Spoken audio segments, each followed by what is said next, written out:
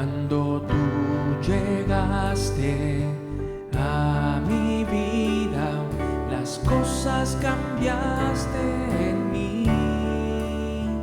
Mi corazón llenaste de alegría, del gozo de estar junto a ti.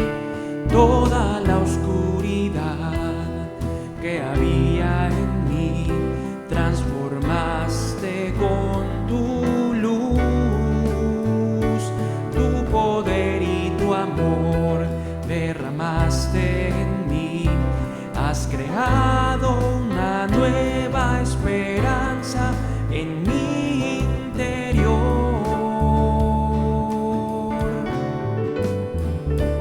Cuando tú llegaste a mi vida, las cosas cambiaste en mí. Mi corazón llenaste de alegría, el gozo de estar junto a ti. Toda la oscuridad que había en mí transformaste con tu luz. Tu poder y tu amor derramaste en mí. Has creado una nueva esperanza en mi interior. Y yo te amo, anhelo estar junto a ti, te adoro. Has puesto un cántico nuevo en mi corazón. Si yo te amo, no hay bien para mí fuera de ti, y te adoraré, te bendeciré. Sombra de tus alas habitaré.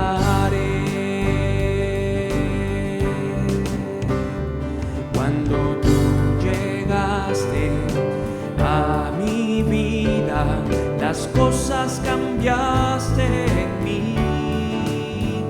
Mi corazón llenaste de alegría, gozo de estar junto a ti. Toda la oscuridad que había en mí transformaste con tu luz. Tu poder y tu amor derramaste en mí. Has creado una nueva esperanza en mi interior.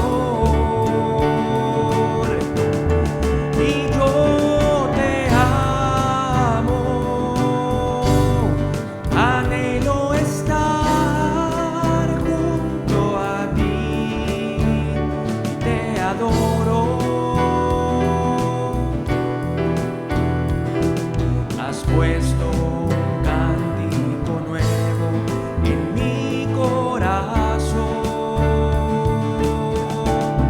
Si yo te amo, no hay bien para mí fuera de ti, y te adoraré, te bendeciré. Sombra de tus alas habitaré. Y yo te amo, anhelo estar junto a ti, te adoro. Has puesto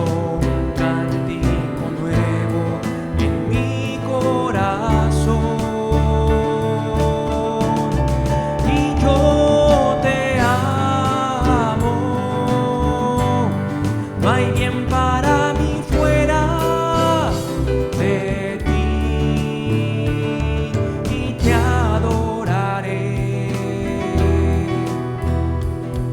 te bendeciré y en la sombra de tus alas habitaré.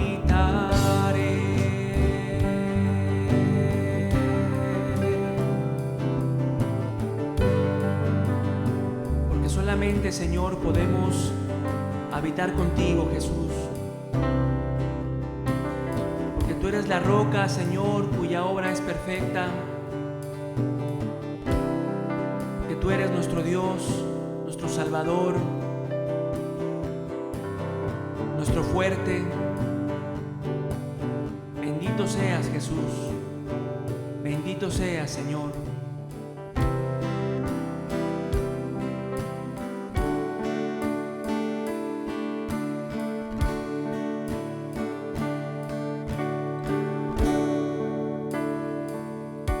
Solamente en Cristo, solamente en Él, la salvación se encuentra en Él. No hay otro nombre dado a los hombres, solamente en Cristo, solamente en Él, solamente en Cristo, solamente en Él, la salvación se encuentra en Él. No hay otro nombre dado a los hombres, solamente en Cristo, solamente en Él.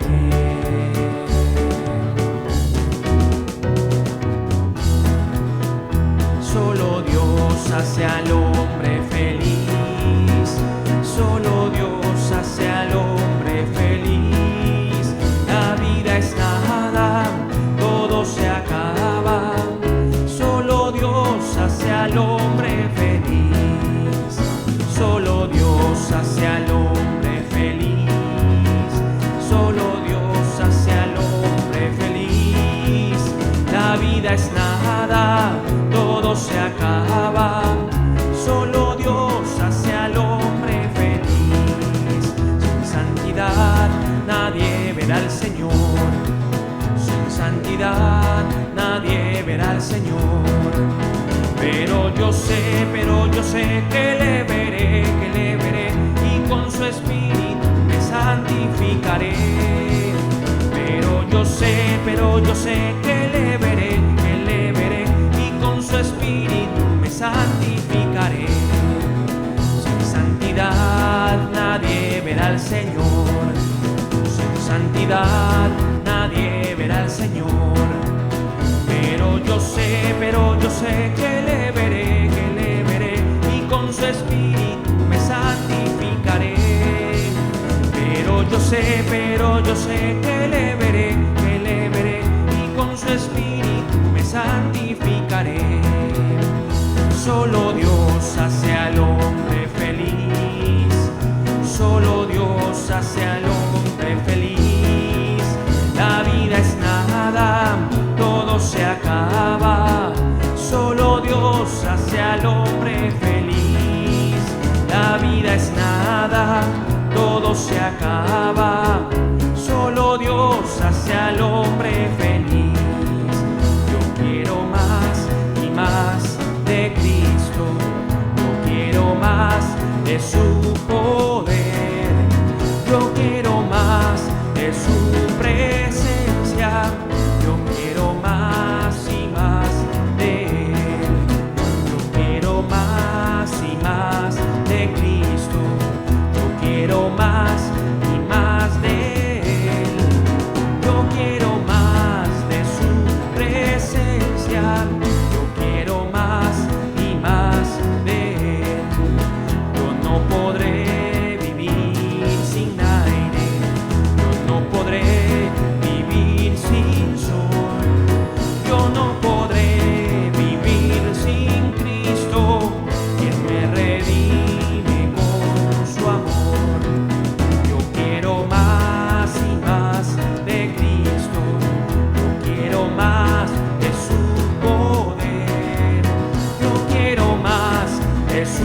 presencia. Yo quiero más y más de Él. No podré vivir sin aire, yo no podré vivir sin sol, yo no podré vivir sin Cristo, quien me redime con su amor. Yo no podré vivir sin aire, yo no podré vivir sin sol, yo no podré vivir sin Cristo, quien me sostiene con su amor. Yo quiero más y más de Cristo, yo quiero más de su poder, yo quiero más de su presencia, yo quiero más y más de Él. Yo no podré vivir sin aire, yo no podré vivir sin sol, yo no podré vivir sin Cristo, quien me sostiene con su amor. Yo no podré vivir sin aire, yo no podré vivir sin sol, yo no podré vivir sin Cristo, quien me sostiene con su amor, quien me sostiene con su amor.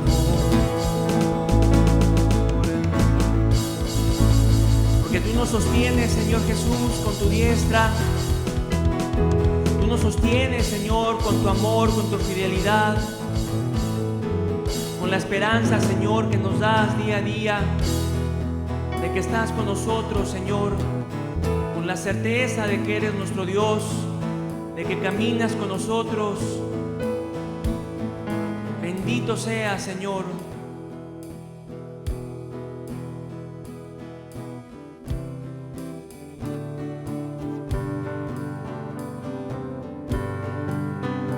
El Señor Jesús es mi pastor y nada a mí me faltará.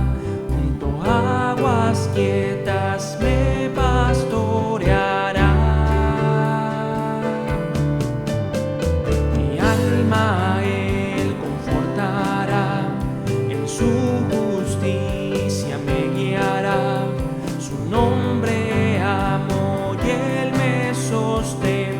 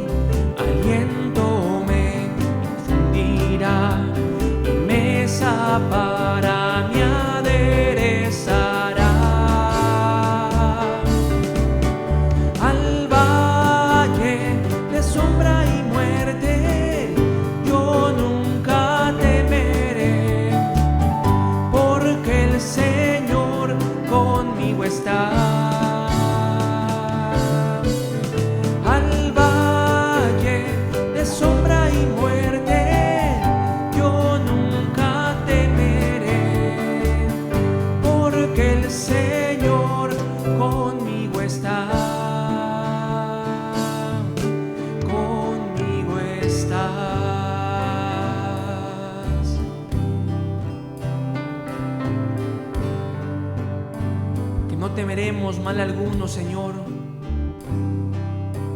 No temeremos al valle de sombra y muerte, porque ahí tú vas con nosotros, Señor Jesús. Somos ovejas de tu prado, Señor, y tú eres nuestro pastor.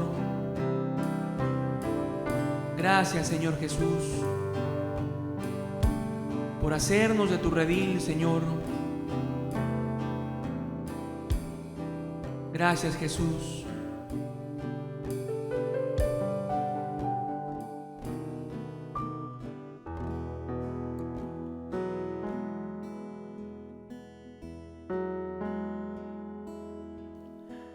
Bendita sea mi roca y engrandecido sea Jehová. Él es mi fortaleza, en quien confiaré hasta el final.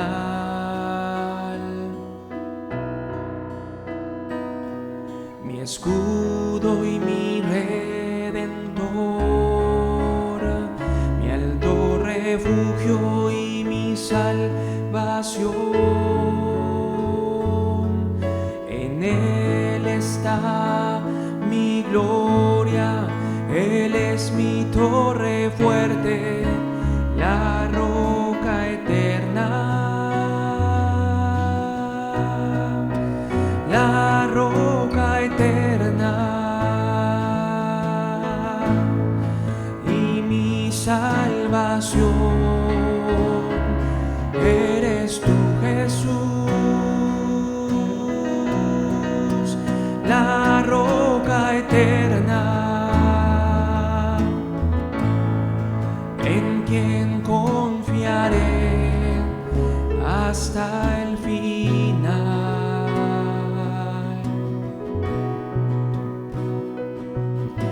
Escudo y mi redentor, mi alto refugio y mi salvación. En Él está mi gloria, Él es mi torre fuerte, la roca eterna.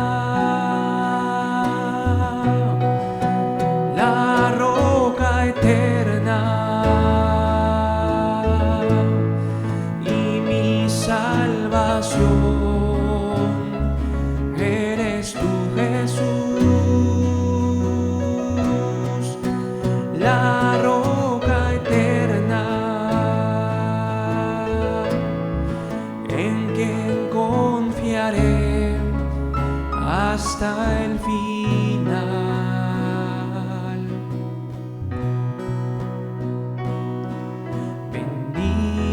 Sea mi roca y engrandecido sea Jehová. Él es mi fortaleza,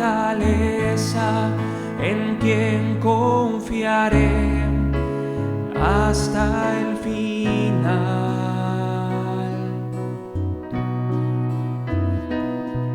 Mi escudo y mi redentor, mi alto refugio y mi salvación.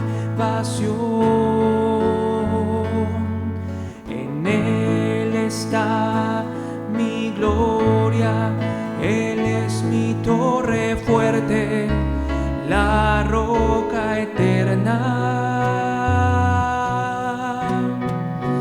La roca eterna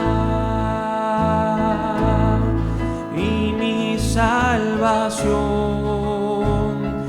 eres tú, Jesús. La roca eterna,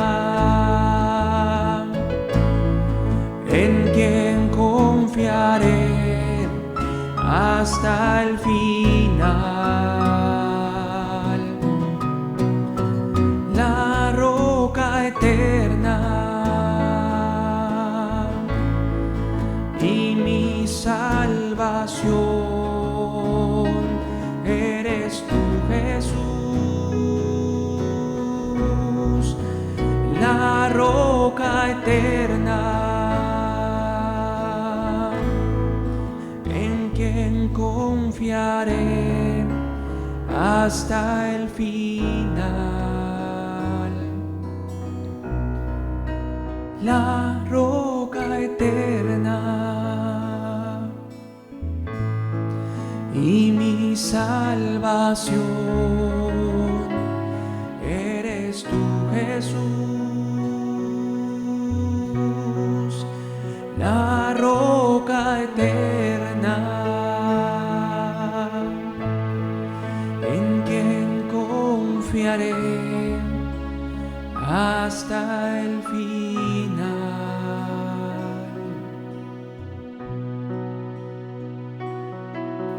Eres tú, Jesús.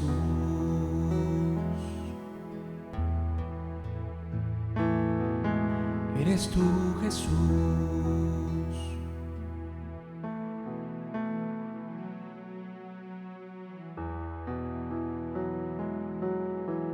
Oye, oh Dios, mi clamor, a mi oración atiende.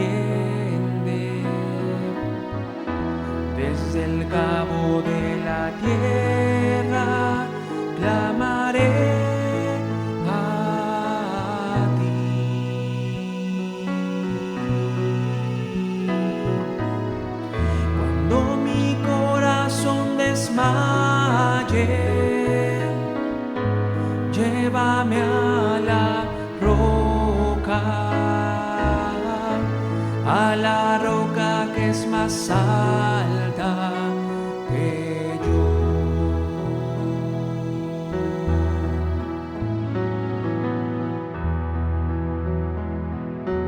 Porque tú has sido mi refugio y torre fuerte delante del enemigo. Cuando mi corazón desmaye, llévame a la roca que es más alta que yo.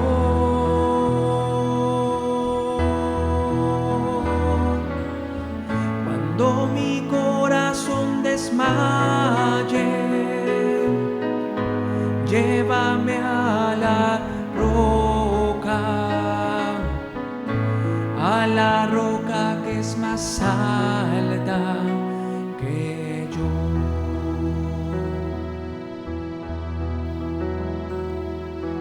Yo habitaré en tu tabernáculo, estaré seguro bajo la sombra de tus alas. Cuando mi corazón desmaye, llévame a la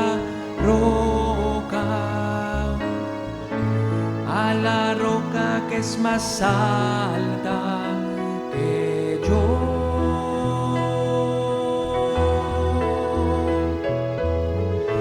Cuando mi corazón desmaye, llévame a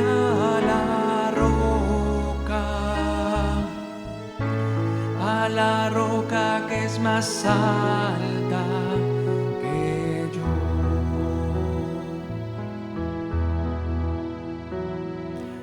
Porque tú has sido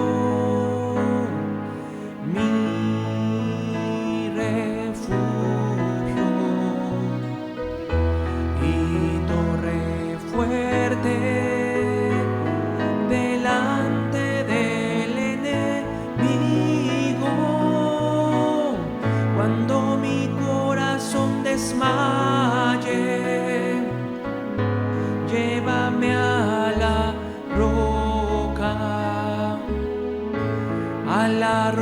roca que es más alta que yo.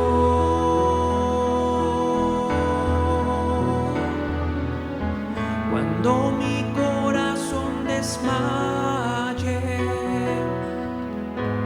llévame a la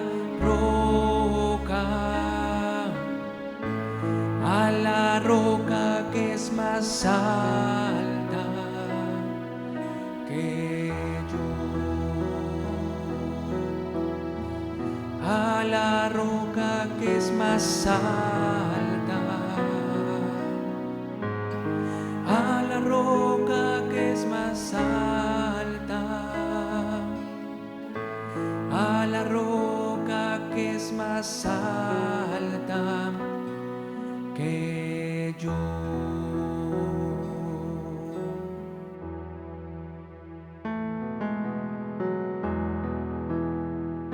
Porque tú eres nuestra fuerza, Señor.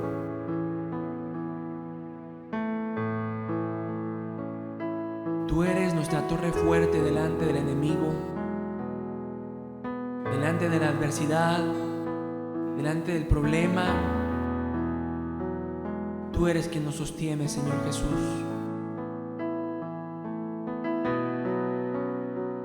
Tú eres quien nos da la fuerza, Señor, para seguir.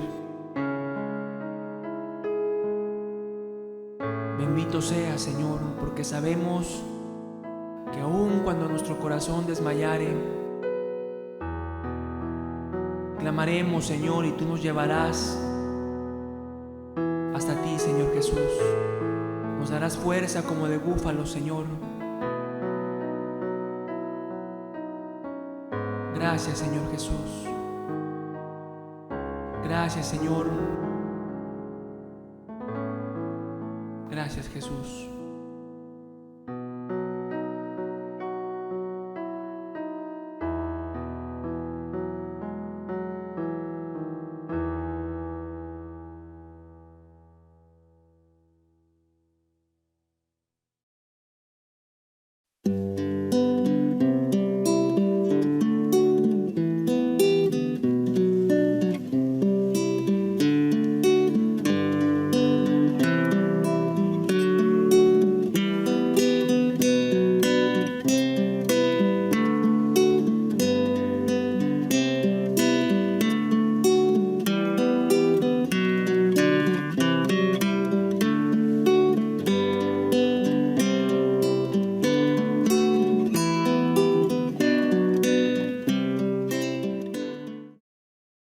Hola, bienvenido, buenos días, muy buenos días todos ustedes.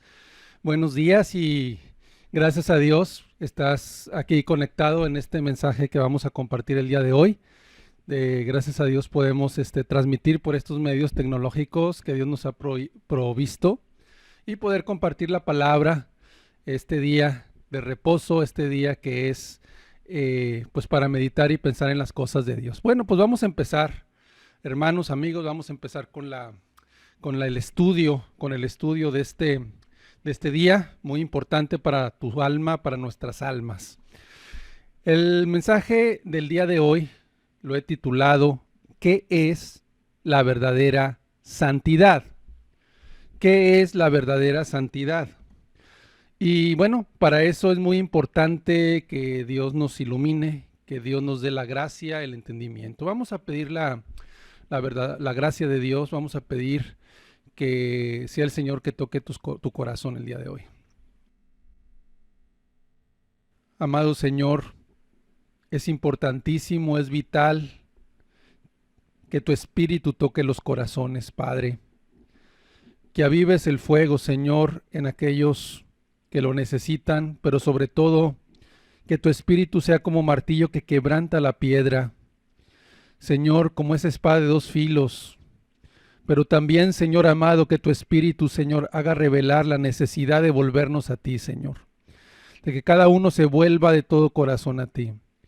Padre, que en este estudio tú me des la gracia, la sabiduría y el denuedo para poder predicar tu palabra.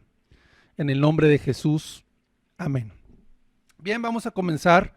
¿Qué es la verdadera santidad? Y quisiera comenzar con algunos ejemplos de cómo cuando una persona viene a Cristo, cuando una persona se convierte al Señor Jesús, a veces hay oposición, a veces hay dificultades, a veces hay muchas cosas en contra, personas que se vienen en contra de su cristianismo, de su fe. Y esto por una cosa, cuando una persona se convierte, sí, una cosa sucede y empieza a vivir una vida de santidad. Empiezas a vivir una vida de santidad y esa vida de santidad va en aumento. Va en aumento, va en un crecimiento espiritual que lo vamos a ir explicando más adelante. Sin embargo, esto puede ocasionar que vengan ciertas dificultades, oposición de los familiares, de los amigos. Por ejemplo, un joven en una ocasión deja, después de haberse convertido, se da cuenta que su empleo, que estaba bien remunerado, con un futuro asegurado, pero como en muchos de los trabajos, le pedían que fuera corrupto, le querían obligar a declarar facturas que no eran reales, que era parte de un robo, y por la insistencia de querer participar en ese tipo de actos de corrupción, tiene que dejar el trabajo, tuvo que renunciar al trabajo y adaptarse a algo más sencillo. Entonces estamos viendo casos de personas que por causa de Cristo, por causa de vivir una vida santa y recta, tienen que hacer ciertas cosas. Un joven que se convierte a Cristo, que después sus antiguos amigos empiezan a invitarlo a pecar, lo empiezan a invitar a una de esas reuniones donde va a haber malas palabras, borrachera, mujeres, etcétera. Y bueno, ese joven ya está convertido a Cristo. Ya no es su interés, ya no es su deseo seguir en ese camino de pecado y todos sus amigos se apartan de él. Y no solamente sus amigos, sino también la familia. La familia se opone. La familia empieza a decirle que no se congregue. Entonces pierde sus amigos y la familia lo echa de su casa. ¿Qué estamos viendo? ¿Sí? Que por causa de Cristo la persona vive una vida de santidad, una vida recta, y empieza a tener oposición. Una mujer que también después de convertirse a Cristo se da cuenta que Dios le pide que vaya a restituir. ¿Sí? Y vemos entonces que en su vida pasada robaba en aquel supermercado, en aquel trabajo donde ella trabajaba y robaba y había robado, y ahora va con mucha valentía a hablar con el gerente, con el jefe del trabajo, para confesarle todo lo que ha hecho, pedirle perdón por todo lo que ha hecho y con lágrimas en los ojos diciendo que está arrepentida y que su vida se ha vuelto a Dios. Exponiéndose a que la denuncien, exponiéndose a que vaya a la cárcel. Tú podrías decir, qué locura, ¿por qué se atrevió a hacer eso? Porque cuando Dios toca tu corazón, cuando Dios empieza a quebrantar tu corazón, vemos entonces que hay un deseo sincero de arreglar las cosas con Dios. Y esta persona fue lo que hizo, exponiéndose a la cárcel con mucho temor, pero confiando en Dios. Y finalmente vemos cómo el jefe y los directivos de la empresa la perdonan. Otro caso, esposa cristiana, que el marido impío, el marido que no se quiso convertir a Cristo, empieza a prohibirle que se congregue. Dice, ya no quiero que vayas a esas reuniones, ya no quiero que te juntes con esos hermanitos, inclusive quiero que vengas conmigo a las fiestas con mis amigos, a tomar como antes tomabas, a que te emborracharas como antes, y dice, yo prefiero que estés como antes, en esa borrachera, en esas fiestas mundanas, en esos bailes, que ahora que estás ahí de aleluya, que ahora que estás ahí de cristiana, de muy santita. ¿Qué es lo que estamos viendo?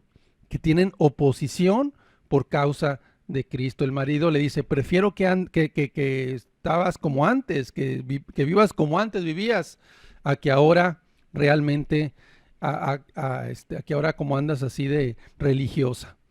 Y la maldice y la golpea. ¿Pero qué sucede? Por causa de no pecar contra Dios, ella se mantiene firme, se para por Dios, y vemos realmente una santidad en cada uno de estos casos. Vamos a comenzar con Primera de Pedro 1:14 al 16. Primera de Pedro 1:14 al 16 nos dice lo siguiente: como hijos obedientes, no os conforméis a los deseos que antes tenías estando en vuestra ignorancia, sino como aquel que os llamó es santo, sed santos, sed también vosotros santos en toda vuestra manera de vivir. Porque escrito está, sed santos, porque yo soy santo. Nótese que es un mandamiento de parte de Dios, no es una situación opcional para el cristiano que si quiere o no quiere ser santo. Sí, es un mandamiento, es algo que la persona lo va a hacer cuando realmente se convierte a Dios. Y también, por otro lado, dice en toda tu manera de vivir, no solamente en cierta parte de tu vida, en el trabajo, en la escuela, o solamente en la iglesia y acá en el trabajo, no, es en toda tu manera de vivir. Pero antes de continuar hay que definir básicamente qué es la santidad. ¿Qué es la santidad? La santidad es apartarse del mundo para servir a Dios. En eso lo podemos resumir y te lo voy a detallar un poquito. El griego agios, estar apartado para Dios. Por así decirlo, estar exclusivamente para Cristo, para Dios, vivir exclusivamente para Él. ¿Sí? Entonces eso es en el Nuevo Testamento santidad, estar apartado, pero para servir a Dios, para vivir para Dios, para ser exclusivamente suyo. También la palabra santidad en el hebreo, en el Antiguo Testamento, era la palabra kadosh, kadosh. Y esta palabra significa también apartado, a propósitos santos, dedicado para propósitos santos. Es algo santo. También algunos artículos de aquella época eran santos, se santificaban. Sí, algunos objetos que se ponían en el tabernáculo. Y también ahora las personas somos santificados. Entonces esas cosas o esas personas son sagrados, son limpios, moralmente hablando. También es apartar a alguien para un uso santo, para servir a Dios. En el Antiguo Testamento, los levitas eran personas que dedicaban su vida para el ministerio del servicio a Cristo. Ahora todos somos santos en el Nuevo Testamento desde el que te conviertes a Cristo. Entonces es la separación de todo lo profano, de todo lo que está contaminado, de todo pecado, para dedicarte a Cristo, para dedicarte a vivir para Dios. ¿Sí?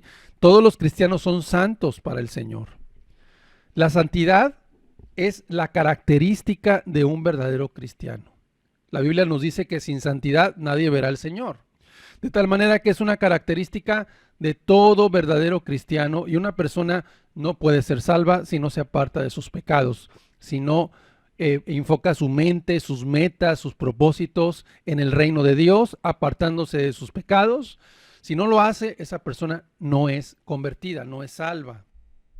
Esa es la definición de santidad: apartarse del pecado, de las cosas mundanas. Vamos a poner, por ejemplo, apartarse de aquellos amigos antiguos que te invitan a pecar, de las fiestas mundanas, de las diversiones mundanas que llevan pecado en sí. Arrepentirse es apartarse, un cambio de pensar, un cambio total de vida. En otras palabras, la santidad también es vivir completamente para servir a Dios, para amar a Dios en toda tu manera de vivir. Y es muy importante recalcar que cuando hablamos de santidad es hablar de santidad en toda tu manera de vivir, en toda tu manera de vivir, en todas las áreas de tu vida. Otro propósito de la santidad es que tener a Dios como tu única meta, como tu única inspiración, servicio, dedicación, y reflejarlo en tu forma de vida recta y pura delante de Dios y de los que te rodean. Fíjate que cómo son dos cosas. Una, te apartas del pecado, te apartas de todo lo que ofende a Dios, de todas aquellas cosas que lastiman a Cristo, porque te dolió, porque te arrepentiste, porque te avergonzaste, porque fuiste convencido de pecado y porque te arrepentiste. Y te apartas en toda tu manera de vivir. Y número dos, ahora tienes tu única meta, tu única inspiración, tu único servicio, tu única dedicación. Lo vas a se va a reflejar en una vida recta y va a ser para Cristo, va a ser para el reino de Dios. Tu única meta va a ser el reino de Dios y una vida recta y pura delante de Dios y de los que te rodean. Entonces ya nos está quedando un poquito más claro la definición de lo que es la santidad. Ahora, como punto siguiente, vamos a ver que un fruto de que la persona se arrepintió y creyó y se salvó es que ahora va a vivir una vida santa. Es el fruto de haberse convertido. Y aunque no te conviertes siendo perfecto, siendo una persona extremadamente madura, sabia, pero sí te conviertes apartado de todos tus pecados, arrepentido de todos tus pecados, avergonzado de todo, ya no querer hacer nada de lo que hacías antes, ya renunciar a toda la maldad que hacías antes, a todos los pecados internos y externos, y empezar a crecer en ese carácter, en ese conocer a Cristo, pero ya sin nada que ver con el pecado. Vamos a ver Romanos 6, 21 al 23. Romanos 6, 21 al 23. Dice: ¿pero qué fruto teníais de aquellas cosas de las cuales ahora os avergonzáis? Porque el fin de ellas es muerte. Mas ahora que habéis sido libertados del pecado y hechos siervos de Dios, tenéis por vuestro fruto la santificación y como fin la vida eterna. Porque la paga del pecado es la muerte, mas la dádiva de Dios es vida eterna en Cristo Jesús, Señor nuestro. ¿Cuál es lo que tenéis por vuestro fruto? Que dice el versículo 22. ¿Qué nos dice el versículo 22? ¿Cuál es lo que va a ser el fruto? Libertados del pecado, número 1. Y número 2, siervos de Dios, y el fruto va a ser la santificación.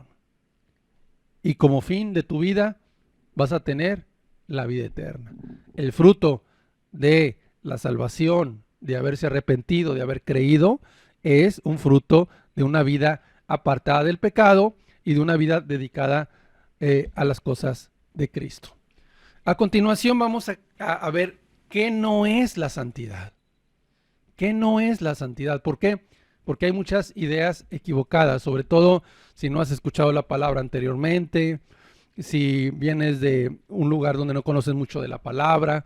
A lo mejor te imaginas que la santidad tiene que ver, un hombre santo es un hombre que está, por ejemplo, vestido de blanco, con una barba blanca, todo blanco, así una barba larga, un hombre con sandalias que está en el altar ahí orando, meditando.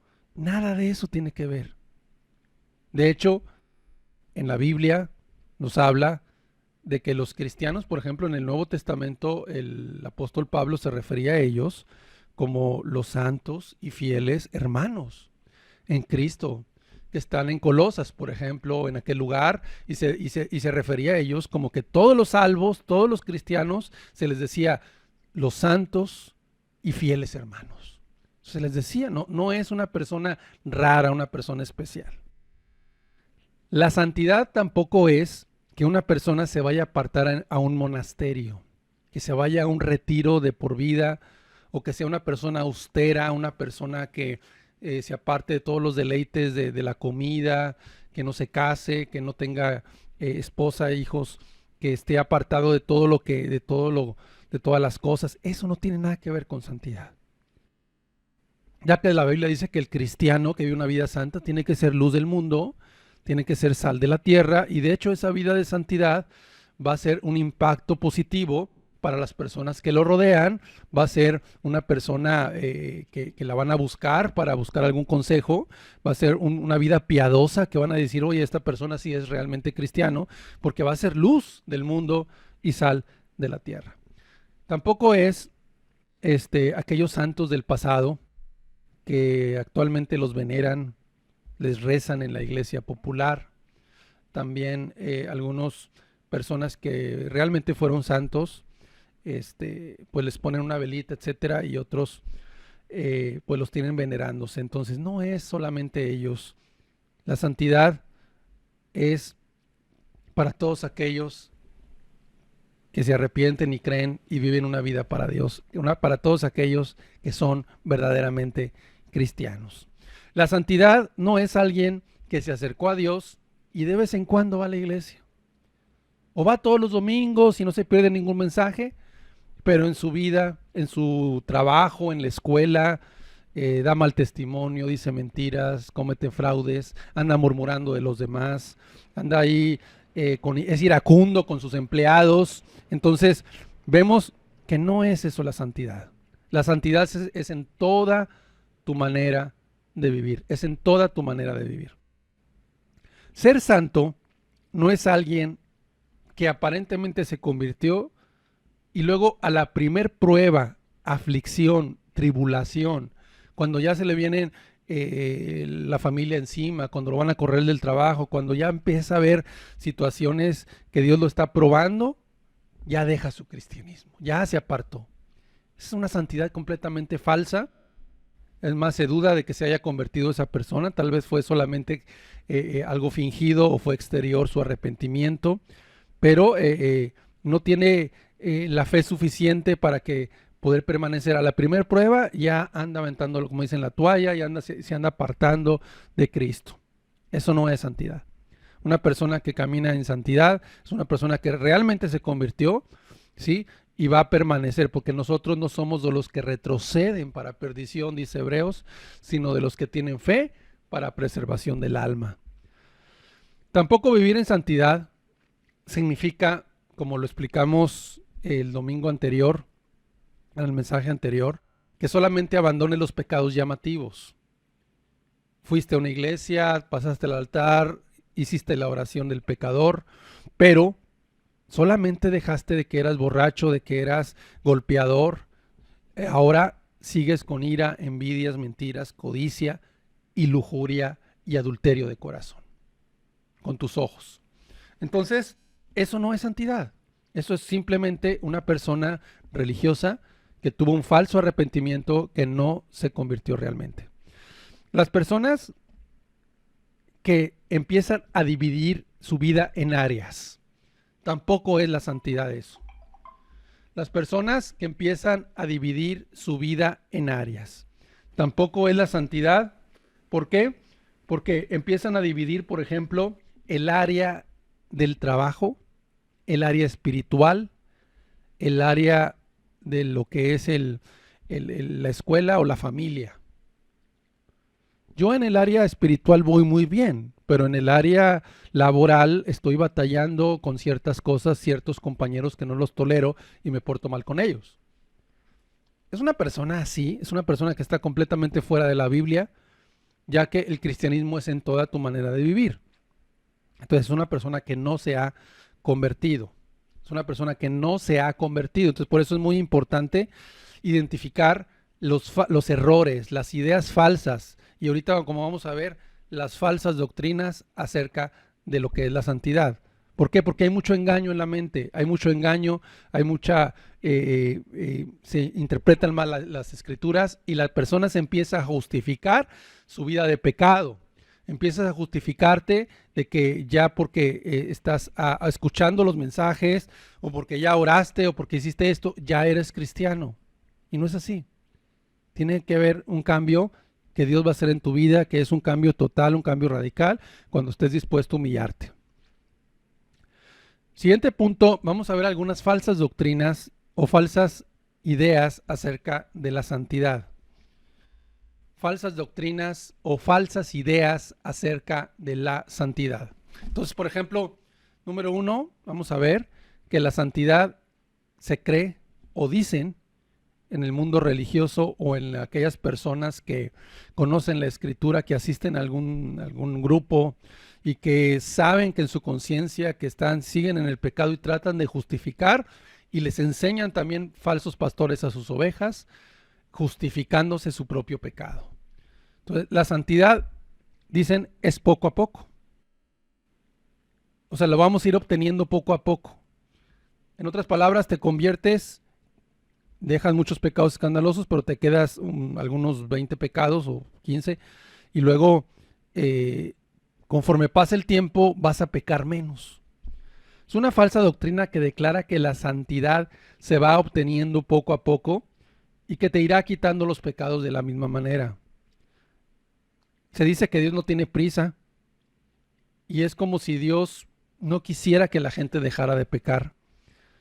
Como si Dios no quisiera que la gente dejara el pecado de golpe y permite al hombre seguir por el camino del mal y la persona se cree que va a ir al cielo, se cree que tiene la seguridad de su salvación porque la salvación la tiene para siempre y ya esos pecados tal vez poco a poco o cuando ya llegue a la eternidad ya esté completamente limpio.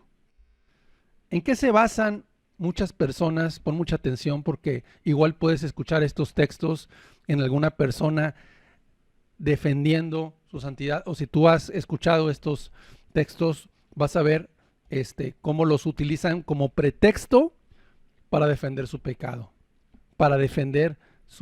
Filipenses 1:6 utilizan este texto como pretexto, como malinterpretado.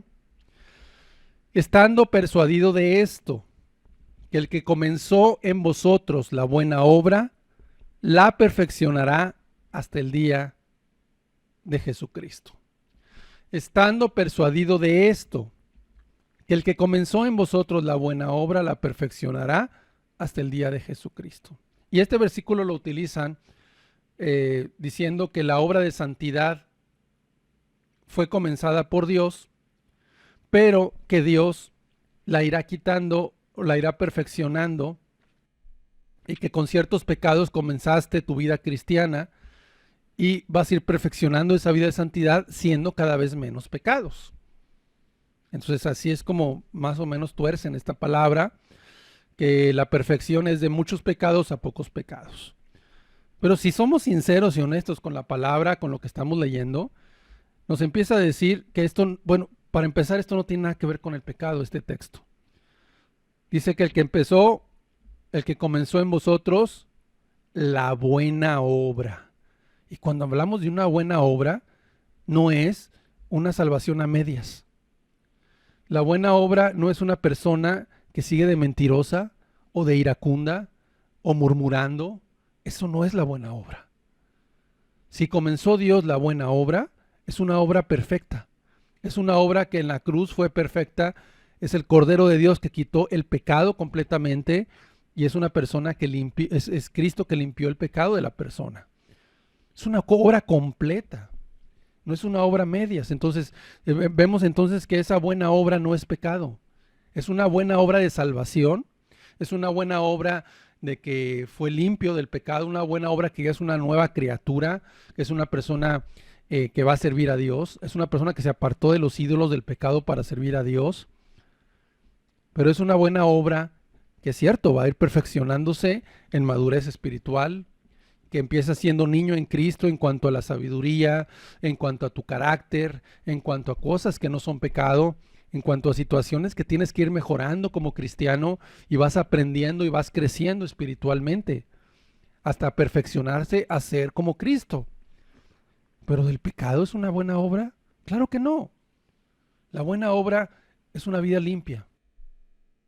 Ahora bien, no se está diciendo que un cristiano jamás va a pecar y va a ser una persona perfecta que nunca en su vida va a tropezar. Somos seres humanos, podemos pecar, podemos llegar a pecar de una situación, debe de ser algo raro, debe ser algo que no debe ser una práctica. Dice Primera de Juan 2:1, si alguno hubiere pecado, abogado tenemos. Pero ese hubiere es algo que no va a suceder todos los días, ni cada semana, ni una práctica que lo esté haciendo 1 o 2 veces por semana. Eso no es realmente el hubiere pecado, sino que nos está hablando de una situación en la cual el cristiano fue muy presionado y cayó, como Pedro en una ocasión cayó, y bueno, Dios lo levanta. Pero ya en su vida no se vuelve a ver realmente que Pedro esté practicando el pecado, o que algún cristiano en la Escritura esté practicando el pecado. ¿Sí? Dios lo levanta. A diferencia de un impío, que pues como nunca ha salido del pecado, pues está ahí en el lodo, está ahí pecando de una cosa y luego peca de otra y luego la otra semana se enoja y luego miente y luego murmura. Esa es una persona que solamente trae una Biblia bajo el brazo, una persona que cree que realmente es salva y no lo es. Sin embargo, el salvo tiene vergüenza de pecar, tiene temor a Dios, no quiere ofender a Dios. Tiene un corazón sencillo, una conciencia limpia, que aún la cosa más mínima dice esto, aunque no sé si sea pecado, mejor no lo hago. No voy a hacer que vaya a pecar contra Dios. Segunda de Corintios 3:18 dice, por tanto, es otro texto que toman fuera de contexto, que lo sacan. Por tanto, nosotros todos, mirando a cara descubierta como un espejo la gloria del Señor, somos transformados de gloria en gloria en la misma imagen como por el Espíritu del Señor. Entonces la gente utiliza esto diciendo, pues es que estamos de gloria en gloria, estamos progresando y cada vez pecamos menos.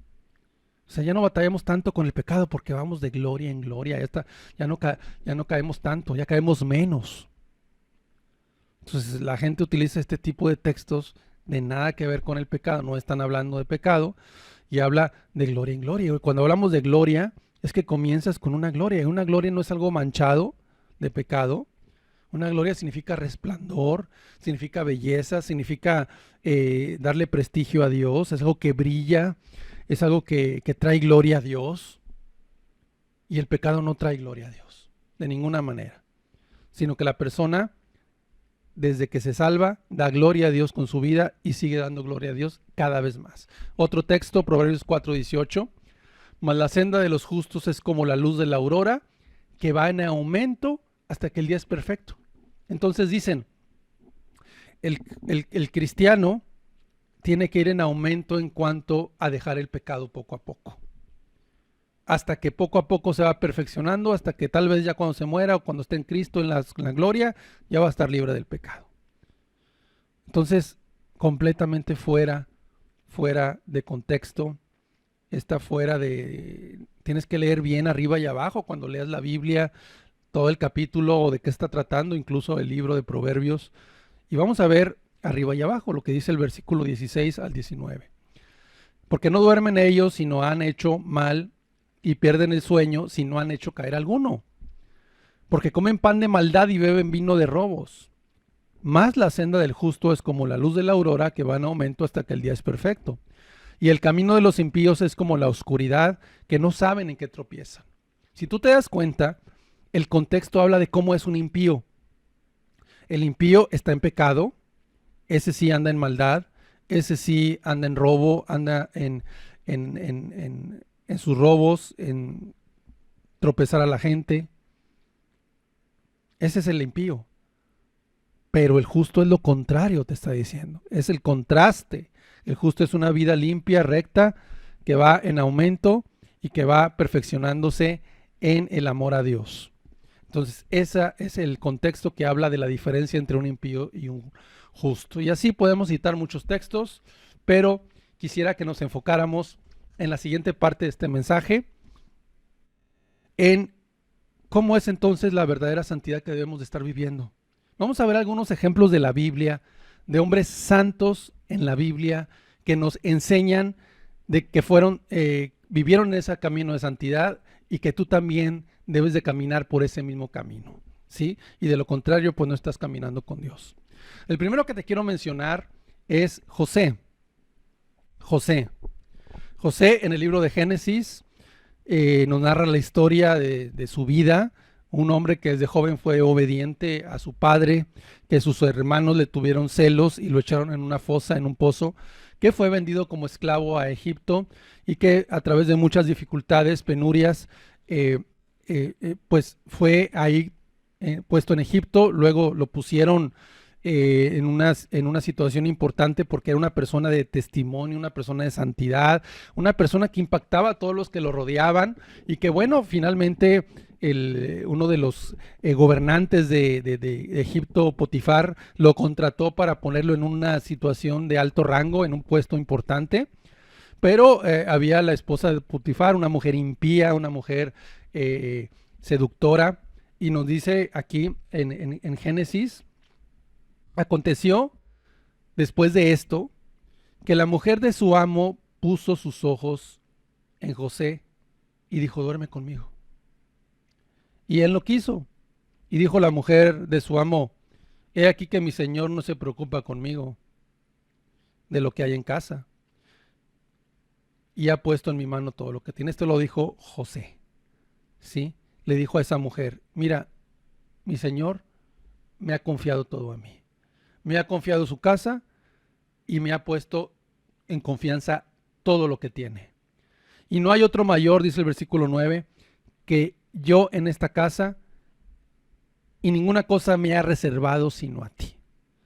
Por cuanto tú eres su mujer, ¿cómo pues haría yo este grande mal y pecaría contra Dios? ¿Te puedes imaginar la escena donde viene José, una persona que se le ha depositado toda la confianza de este gobernante y se le ha puesto todo en sus manos? Dice, y lo único que me ha reservado eres tú, porque tú eres mujer, tú su mujer.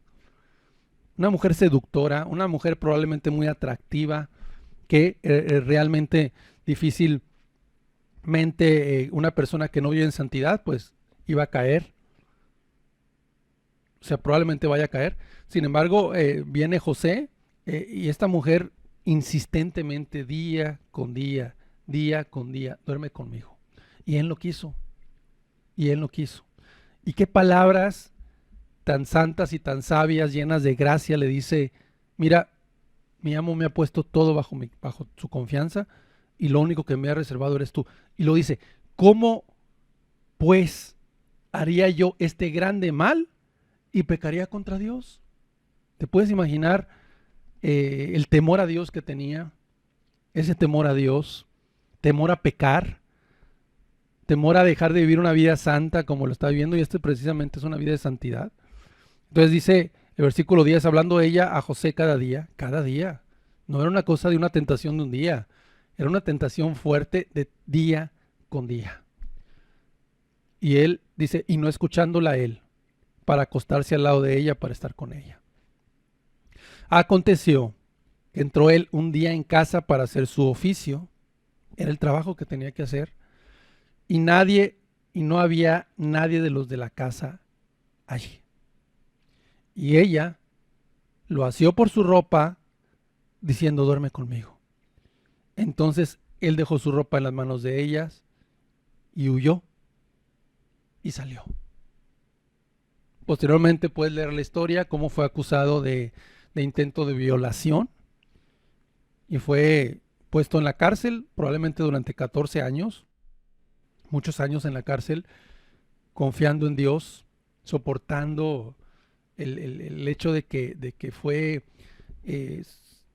ahora sí que injustamente metido en la cárcel por causa de esa santidad para Dios, por causa de vivir una vida santa para Dios. Y ese es el carácter de lo que Cristo quiere hacer contigo. No es una persona que a la primera de cambio luego está ahí dejando el cristianismo. Es una persona que tiene temor de Dios. Y esto que dice que ¿cómo pecaría yo contra Dios? Pues está hablando de un temor a Dios. Está hablando de gracia de Dios. Cuando tienes la gracia de Dios, que has recibido la gracia de Dios en tu vida, dices, tanto que me ha dado Dios a mí, tanto que he recibido la salvación tan valiosa y tan grande, ¿cómo yo pecaría contra Dios? Eso es la gracia de Dios, querido amigo. Tú no has recibido la gracia de Dios si no piensas realmente lo grande que has recibido, el regalo tan grande que has recibido, y que dices, ¿cómo yo pecaría contra Dios? Una tentación muy fuerte, y él corrió, dice la palabra, huye de las pasiones juveniles, huye. Otro ejemplo que vamos a ver a continuación es el caso de Daniel. En el libro de Daniel, capítulo 6, Daniel fue un hombre santo, hermanos. Daniel fue un hombre que hasta el más mínimo pecado que pudiera cometer, estaba dispuesto a arriesgar su vida. Dispuesto a arriesgar su vida por un pecado que pudiera ser pequeño ante los ojos de los hombres. Daniel capítulo 6, versículo 6 dice, pareció bien a Darío constituir sobre el reino 120 sátrapas que gobernasen en todo el reino, y sobre ellos 3 gobernadores, de los cuales Daniel era uno. a quienes estos sátrapas diesen cuenta para que el rey no fuese perjudicado. Pero Daniel mismo era superior a esos sátrapas y gobernadores, porque había en él un espíritu superior y el rey pensó en ponerlo sobre todo el reino. A partir de aquí, viendo la santidad y el testimonio de Daniel, y un hombre recto y que estaba honrando a Dios en cada momento en su trabajo, siendo él un funcionario de gobierno de alto rango, y que lo querían poner sobre todo el imperio persa, que era una persona abajo del emperador, abajo del rey, iba a ser una persona tal vez el segundo en el imperio persa, y obviamente los demás sátrapas, que eran los alcaldes y gobernadores que estaban ahí en todo el imperio, tuvieron envidia. Entonces los gobernadores, versículo 4, y sátrapas buscaban ocasión para acusar a Daniel en lo relacionado al reino, mas no podían hallar ocasión alguna o falta, porque él era fiel y ningún vicio ni falta fue hallado en él. Fíjate lo que dice: no fue hallado ningún vicio, ninguna falta, no se podía encontrar un pecado, una cuestión del pasado que hubiera hecho, una cuestión de hace muchos años que hubiera defraudado, que hubiera mentido, que hubiera hecho algo. No se le pudo encontrar. Para aquellos que dicen que no se puede vivir una vida sin pecado, una vida recta, mira, para que no se le pudiera encontrar nada, es porque no tenía nada, ¿sí? Entonces dijeron aquellos hombres: no hallaremos contra este Daniel ocasión alguna para acusarle, si no la hallamos contra él en relación con la ley de su Dios. Entonces estos gobernadores y sátrapas se juntaron delante del rey y dijeron así: Rey Darío, para siempre vive. Todos los gobernadores del reino, magistrados, sátrapas, príncipes y capitanes han acordado por consejo que promulgues un edicto real y lo confirmes, que cualquiera que en el espacio de 30 días demande petición de cualquier dios u hombre fuera de ti, oh rey, sea echado en el foso de los leones. Cuando Daniel supo que el edicto había sido firmado, fíjate bien lo que hizo. Qué interesante lo que hizo. No se llenó de cobardía, no se encerró ni se escondió, no fue a suplicarle al rey que le diera una oportunidad, no dejó de orar, sino fíjate lo que hizo. Entró en su casa y, abiertas las ventanas de su cámara que daban hacia Jerusalén, se arrodillaba 3 veces al día y oraba y daba gracias delante de su Dios, como lo hacía hacer antes. ¿Te das cuenta entonces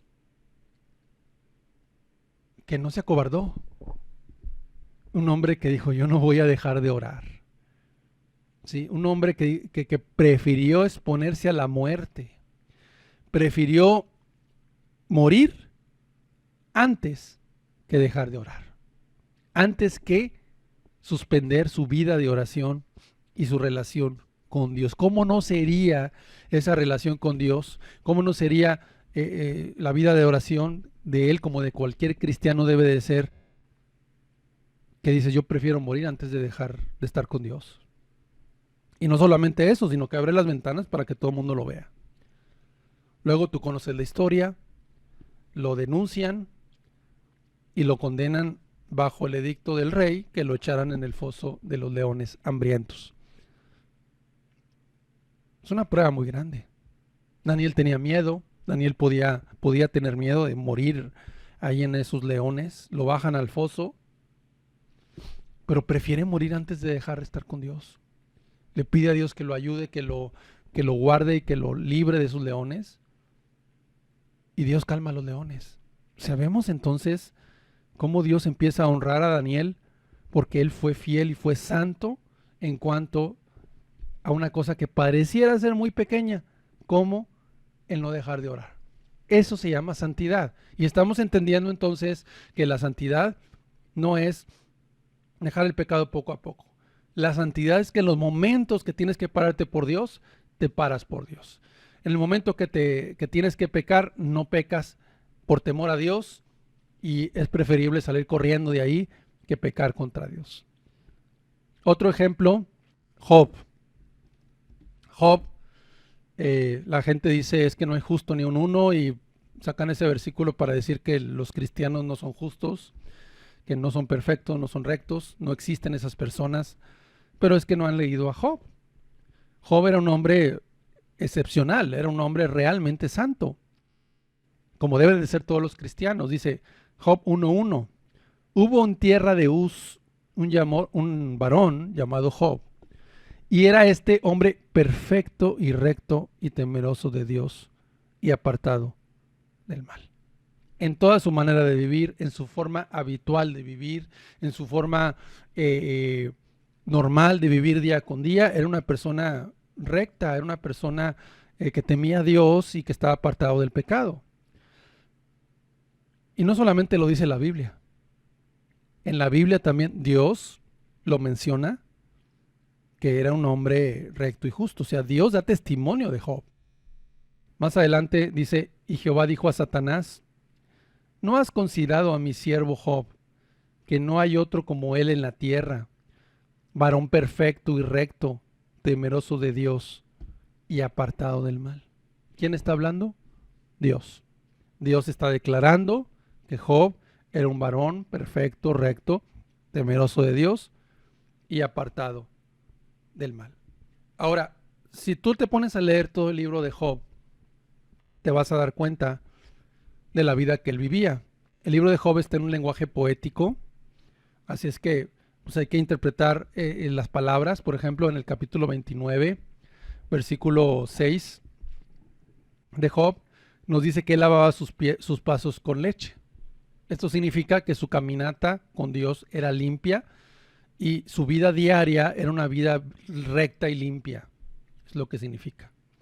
En el 29:12 dice, porque yo libraba al pobre que clamaba y al huérfano que carecía de ayudador. Se nos está diciendo que Job era una persona misericordiosa, una persona que amaba al prójimo.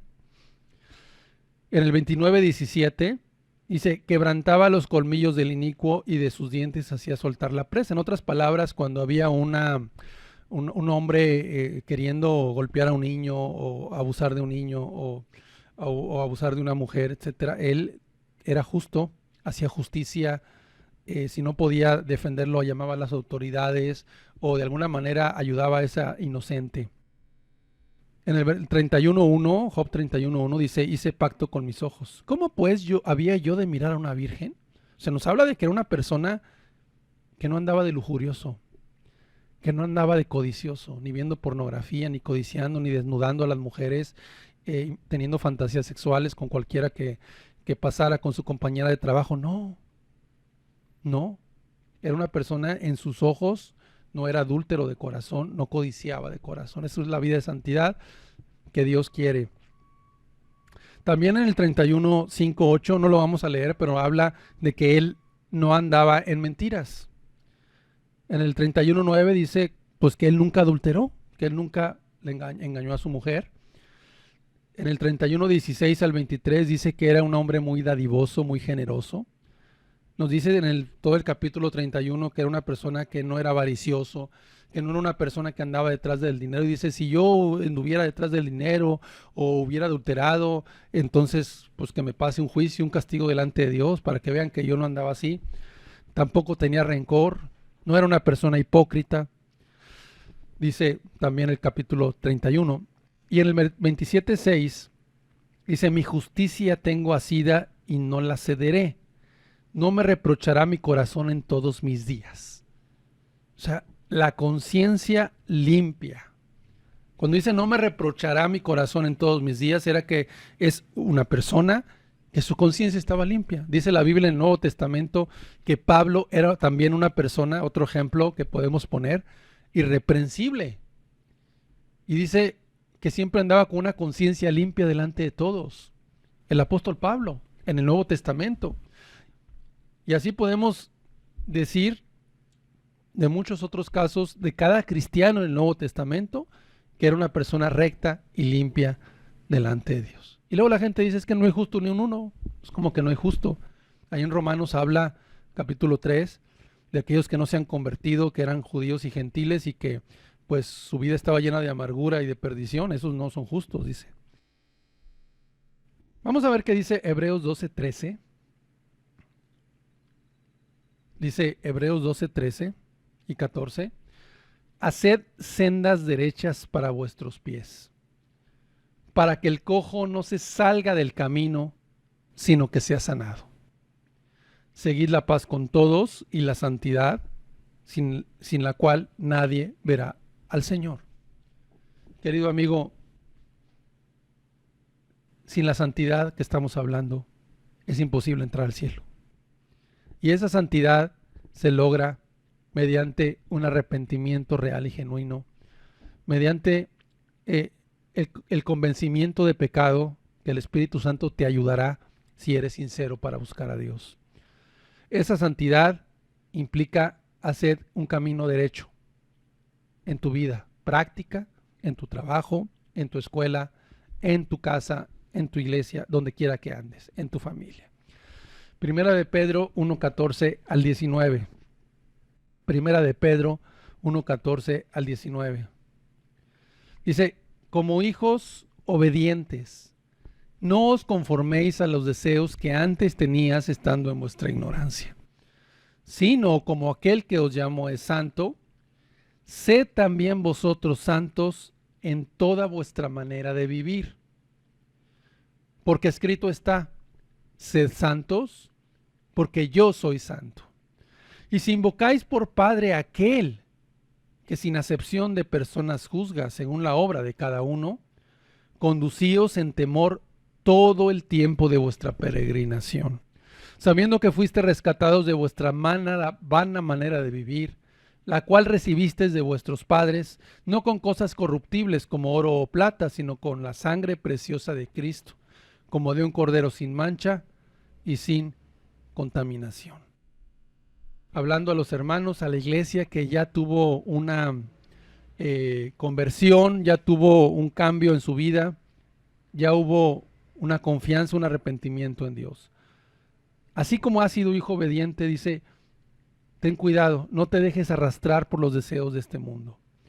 No te dejes arrastrar por los deseos que antes tenías estando en nuestra ignorancia. Porque ciertamente, aun cuando nos convertimos y aun cuando hemos sido libres del pecado no quiere decir que no tengamos tentaciones. Va a haber tentaciones y va a haber los deseos que antes tenías en los cuales eras una persona adúltera, eras una persona fornicaria, una persona iracunda. Vas a tener esos deseos exaltados. Y esos deseos van a estar ahí fuertemente queriendo hacer que peques. Es la concupiscencia. Pero dice, pon atención que el que te llamó no es cualquier persona. El que te llamó es alguien santo. El que te llamó es alguien especial, es Jesucristo. Así que así como Él es, también tú, en toda tu manera de vivir, debes de vivir recto. Es un mandamiento, querido hermano. Sé santo porque Él es santo. ¿Y a quién invocas por Padre? A un Dios justo. A un Dios que no hace acepción de personas y a cada uno nos va a juzgar siendo cristianos o no siendo cristianos. No porque ya hayamos sido cristianos, no porque ya estemos crecidos espiritualmente o conozcamos la Biblia, etcétera, o que Dios nos haya perdonado. No va a ser acepción de personas el día que te decidas volverte al pecado o el día que dejes la santidad. Dice, Él no hace excepción de personas según la obra de cada uno. Así es que conoce que es un Dios de justicia. Así que condúcete con temor toda tu vida. El resto de tu vida, que no falte el temor en ti. Que no falte el temor cuando esté la tentación muy fuerte. Que no falte el temor cuando vengan las ideas de pecar. Que no falte el temor cuando realmente estés flaqueando, cuando estés desfalleciendo. Ahí métete a orar, busca la gracia de Dios. Él te va a dar la salida en el momento que tengas la tentación. Dice, siempre va a dar la salida, y la salida viene muchas veces cuando empiezas a poner tu mente en Cristo, cuando resistes ahí la tentación, cuando no quieres pecar, cuando tienes temor a Dios. Viene la salida milagrosa que te libra de la tentación y del pecado. ¿Por qué? Porque ya no quieres pecar como José. Ya no quieres andar en el pecado. Porque fuiste rescatado de una vida de vivir que no fue cualquier cosa, ¿sí? No fue con cosas corruptibles, fue con la sangre de Cristo, fue algo muy precioso. Terminamos con 1 de Pedro 4:3. Baste ya el tiempo pasado para haber hecho lo que agrada a los gentiles, andando en lascivias, concupiscencias, embriagueces, orgías, disipación y abominables idolatrías. Ya basta, querido amigo, de tu vida de pecado. Basta ya de andar como andabas en el tiempo pasado, de nada más que hacías lo que le agradaba a tus amigos, lo que para estar de acuerdo con tus amigos o con tus familiares o para estar bien con ellos. Ya basta de seguir lo que quiere la gente impía, andando en lascivias, deseos desenfrenados, concupiscencias, tus pasiones, tus deseos que te llevan al pecado, tus borracheras, ¿sí? tus inmoralidad sexual, orgías, disipación y abominables idolatrías. El robo y la idolatría, que si no eras idólatra a los ídolos, fuiste idólatra de ti mismo. Entonces, ya basta de eso. Termino diciéndote, o más bien preguntándote, ¿estás viviendo una vida de santidad? ¿O eres una persona que estás engañada? ¿Eres de las que creías que poco a poco ibas a dejar el pecado? Que poco a poco, porque vamos como la aurora que vamos creciendo, o como el justo que va en aumento, etcétera. ¿Tú sacabas esos textos? ¿Los habías escuchado? Falsas enseñanzas, fuera de contexto. Hemos visto el ejemplo de un hombre que dejó una tentación durísima, una mujer que lo acechaba y por no pecar contra Dios terminó en la cárcel. Terminó en la cárcel por muchos años, pero Dios lo honró. Un hombre que por no dejar de orar terminó en el foso de los leones, exponiendo su vida a la muerte, y pudo haber sido un mártir, pudo haber sido una persona que Dios hubiera permitido que muriera, pero Dios lo ayudó y fue la voluntad de Dios. Pero ¿qué pasa contigo cuando estás en la tentación ahí en el trabajo? Ahí tienes temor de Dios. ¿Qué pasa contigo cuando estás con tus compañeros de trabajo que te están acechando, que te están diciendo, que se están riendo de ti? Porque eres una persona que escuchas la palabra. ¿Qué pasa contigo cuando viene la tentación en el celular, en la TV, en el internet o allá con tus amigos o en tu trabajo? ¿Qué pasa contigo? ¿Qué sucede en tu mente? ¿Eres un hombre sin temor?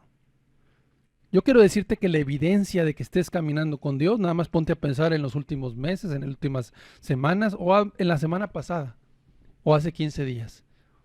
¿Cuántas veces le fallaste a Dios? ¿Cuántas veces pecaste? ¿Una vez por semana? ¿Estás practicando ese pecado una vez por semana? Vemos entonces que no estás caminando con Dios. Y la Biblia te llama a un arrepentimiento. Un hombre como Daniel, que amaba a Dios profundamente, y cuando le dijeron que le prohibían realmente orar, abre las ventanas sin ningún temor. Un hombre como Job, que perdió todo, que fue una tribulación durísima, una tentación horrible, una tentación a enojarse contra Dios, a amargarse contra Dios, perdiendo a su familia, a sus hijos, sus pertenencias, perdiéndolo todo. Job, tú conoces la historia. ¿Y qué fue lo que hizo? Adoró a Cristo, adoró a Dios, adoró dándole gracias por lo que le había pasado. Un hombre íntegro, un hombre que hacía misericordia, un hombre que caminaba amando a su prójimo. Job. Y así te puedo mencionar muchos. Pero ¿cómo está tu vida delante de Dios? ¿Asistes a alguna congregación, a alguna iglesia, y todos estos años que has estado ahí yendo, tu vida refleja, no la vida de la Biblia, que estos hombres de la Biblia, no, tu vida refleja una vida de pecado? Y te has querido justificar a ti mismo en tu conciencia para poder seguir siendo esa vida religiosa, diciéndote que algún día vas a dejar lo malo. No, querido amigo. Dios llama a todos los hombres en todo lugar que se arrepientan, que dejes todas vuestras transgresiones. Conviértete a mí, vuélvete a mí, yo me volveré a vosotros, dice la palabra. Vuélvete a mí. vuélvete a mí. Dios te está llamando.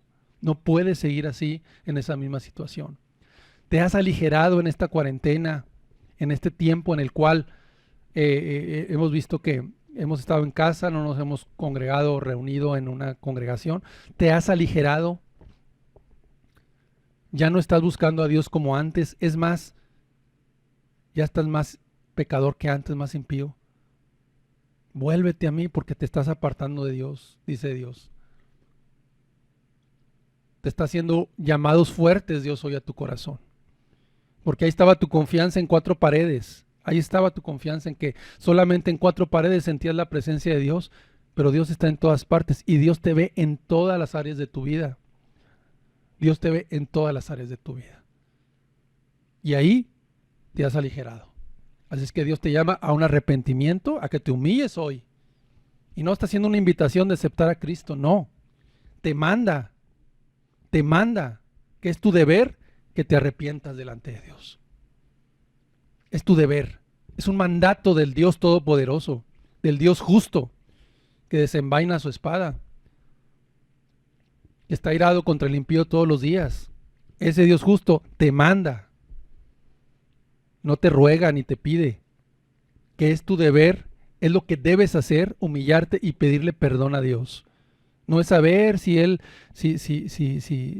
le recibe, le abre la puerta de tu corazón. Eso está hablando a la iglesia, de una comunión con los santos. No, estamos hablando de que Dios te manda, que te arrepientas. Él está hablando de que va a restaurar a unos que andaban ahí en aquella iglesia que ya eran cristianos. No. A ti, que estás pecando, Él te manda que te arrepientas. Es un mandato de Dios, no es opción, no es si quiero o después, es ya, porque si no Dios va a traer juicio contra tu vida. Él te manda que te arrepientas. No importa cuántos años o tiempo tengas de ir a una iglesia o de conocer la Biblia, si seas pastor, si seas ministro de alabanza o lo que seas, o quien quiera que seas tú y donde quiera que estés, si tú estás en pecado y no estás viviendo una vida de santidad, Él te pide que hoy pidas perdón a Dios, te arrepientas y te vuelvas de todo corazón a amarlo a Él por sobre todas las cosas. Vamos a orar para terminar este mensaje. Que Dios respalde lo que se habló el día de hoy. Padre, tu Espíritu, Señor, tu Espíritu venga a tocar los corazones. Tu palabra sea como martillo que quebranta la piedra y como una espada de 2 filos que penetra hasta partir el alma de la persona. Salva, Señor. Trae convicción de pecado, Señor. Despierta a la persona, Señor. Aún te pido por la iglesia para que siga viviendo esa vida de santidad y se consagren aún más como lo que hemos explicado el día de hoy. Quédate con nosotros, Padre, en el nombre de Jesús. Amén.